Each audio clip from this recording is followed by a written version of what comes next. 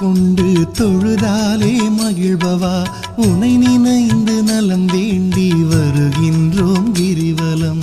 அருணாச்சல ஈஸ்வரா அருள்வா ஜெகதீஸ்வரா அண்ணாமலை ஜோதியே ஆதி பரமேஸ்வரா.